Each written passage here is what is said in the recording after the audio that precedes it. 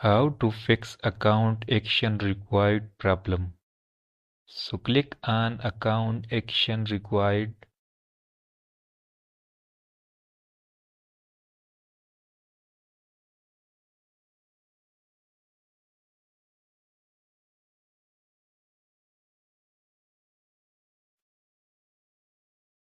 Now click on next button.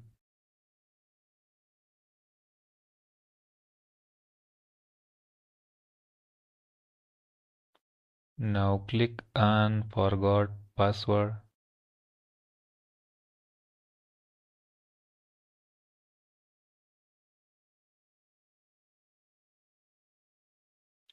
Wait some second to complete this process.